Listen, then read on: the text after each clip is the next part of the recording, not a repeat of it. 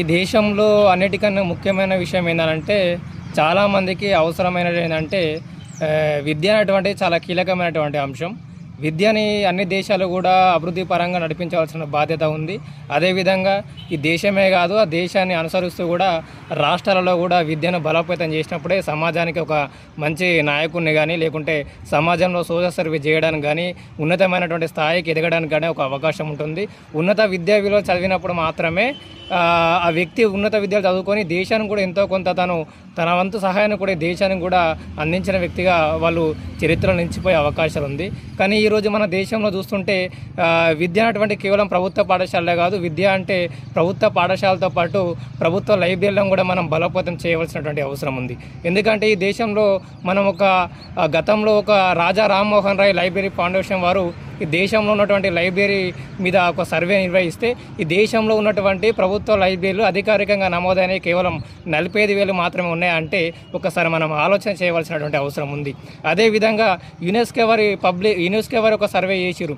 ఈ దేశంలో ఎంత జనాభా ఉంది, ఎంత లైబ్రరీ అవసరం అని అనుకుంటే యునెస్కో వారు ఈ దేశంలో దాదాపు 13 లక్షల పైగా లైబ్రరీ అవసరం ఉంది దేశానికి. ఆ జనాభాతో పోలిస్తే 13 లక్షల పైగా లైబ్రరీ అవసరం ఉందని చాలా స్పష్టంగా చెప్పింది.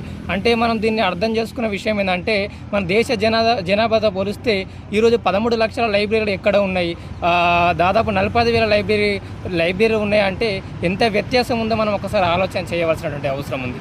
ఎందుకంటే ఈరోజు నేను ప్రభుత్వానికి కూడా విన్నవించేది ఏంటంటే ఈ రాష్ట్రం ఏర్పడింది అన్నటువంటిది విద్యా విషయంలో చాలా కీలకంగా పోరాటాలు నడిచినాయి. ఈ రాష్ట్రంలో కూడా జరగవలసినటువంటి ఇంకో ఉద్యమం ఏంటంటే లైబ్రరీ తరహాలో ఒక ఉద్యమం నడవలసినటువంటి అవసరం ఉంది. గతంలో ప్రొఫెసర్ కోదనం సార్ కూడా ఒక మాట చెప్పిండు, లైబ్రరీల కోసం మనం బలోపేతం చేయవలసిన అవసరం ఉంది. ప్రతి యువకుడు కూడా లైబ్రరీ కోసం ఆలోచన చేయవలసినటువంటి అవసరం ఉంది. లైబ్రరీ అనేటువంటిది ప్రభుత్వ పాఠశాల గ్రామీణ వ్యవస్థలో ఎలాగుంటుందో ఒక 1000 మందికి ఒక లైబ్రరీ ఉంటే ఒక ఉన్నతమైనటువంటి శిఖరానికి ఎదగడానికి ఒక అవకాశం ఉంటుంది. లైబ్రరీకి పోతే అనేక విషయాలు తెలుసుకోవడానికి అవకాశం ఉంటుంది. లైబ్రరీ నుంచి అనేక మంది సమాజంలో ఒక మంచి నాయకులుగా తయారైన సందర్భాన్ని మనం చూస్తాం. ఇలా లైబ్రరీలతో కుస్తీపడి పోటీ పరీక్షలలో కూడా మనం అనేక మంది విజేతలుగా నిలిచినటువంటి సందర్భాన్ని మనం చూస్తాం. ఈరోజు మనం మిగతా దేశాలను చూస్తుంటే మనకు అమెరికా కావచ్చు, లేకుంటే ఫిన్లాండ్ కావచ్చు, మనకి ఇంకా కొన్ని దేశాలలో కూడా లైబ్రరీని చాలా అద్భుతంగా డెవలప్మెంట్ చేస్తారు.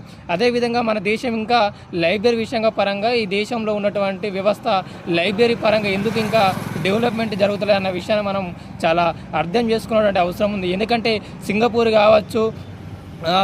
లాంటి దేశాలలో కూడా ఎక్కువ లైబ్రరీకి ప్రియారిటీ ఇస్తారు. కానీ మన దేశంలో లైబ్రరీని కూడా ప్రియారిటీ ఇవ్వాలని చెప్పినటువంటిది ఈ సందేశాన్ని మీకు ఇద్దామనుకుంటున్న ప్రభుత్వాలు కూడా దృష్టి పెట్టవలసిన అవసరం ఉంది.